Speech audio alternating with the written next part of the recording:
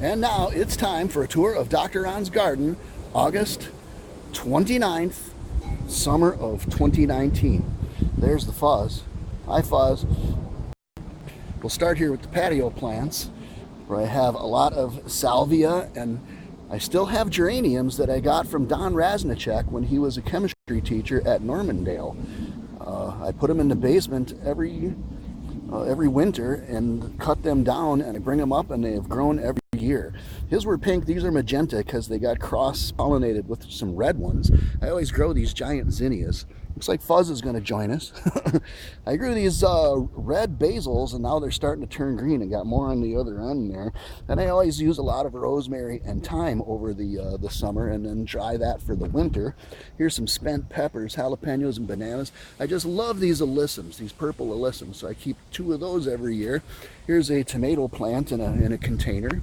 More salvias, and that's a lot of dill back there.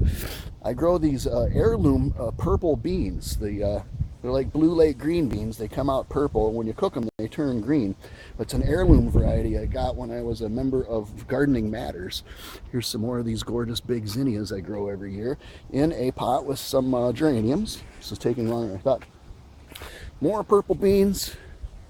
This is some basil. These blue ones are called Chinese forget-me-nots, is what I was told. And I don't know what's Chinese about them, but they're such a lovely blue, and that's a blue you don't see in a lot of flowers. There's more alyssums. Here's another Raznicek geranium with a red basil growing out of it. Look at this gorgeous, gorgeous pot full of salvias. And I keep a lot of Dusty Miller every year. I can't think of any other plant that comes out white like that. It's a great accent against the reds and the pinks and the other things. This is a great big pot full of basil. It was that red basil, and it is turning green now and now going to flower. You see the kind of gorgeous flowers it gets on the end of it. There's a green bean. Now out to the vegetable garden. There's what we call the bug house. It used to be my son's kind of playhouse, but now the cats like it. I always grow a bunch of these Georgia collard greens. I lived in the Southeast when I was in graduate school.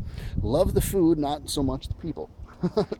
This is my heirloom Haroldson apple tree, and what's climbing it is a loofah squash that never even flowered once, so there's not one squash on it. These are that's the end of August. These are the collapsing zucchinis and yellow squash. And I got a lot of these pumpkins. I'm in my own shadows here. Here's a cherry tomato. These pumpkins are a variety called warty barfkin. I found a warty pumpkin at the grocery store, and I saved the seeds. So now every year I grow a lot of these warty pumpkins so we can use them for Halloween. That's a tomatillo. I'm getting lots of tomatillos. I already made a tomatillo dish, green salsa. And those are broccolis that I'm still popping pieces of broccoli off of. This is my back 40 that's full of lots and lots of milkweed, and I see the monarch butterflies back here all summer long. It is no joke that the monarch butterflies are attracted to milkweed, because I see them back here every day. And lots of catnip, because I have 2 cats. Here, Fuzz. There's a catnip. Oh, that's good. Yeah, very good. Now to the flower garden. I always grow big mammoth sunflowers, and I got some really nice mammoth sunflowers right now. They're about 8 feet tall. This one's got such a big flower head, it's bowing over. Here are sedums, lots of echinacea. These are wax beans I got intermixed with those. More milkweed, a bunch of nice echinacea, and more zinnia. Mostly I keep just flowers in this garden, but I plant a few beans and other things in here just because I have the space. It's more Dusty Miller. The front of this flower garden is really gorgeous. This is variegated sage that I'll use for Thanksgiving, and a nice big parsley plant, curly and flat parsley combined. And as we back out, you can see the front of the flower garden has got the parsley lined on either side with Dusty Millers, which are gorgeous. Salvias. Everywhere in my garden you'll see lots and lots of marigolds, since they're so easy to grow from seed and they're really bright and vivid. I just love those. Here's a cherry tomato plant in the flower garden.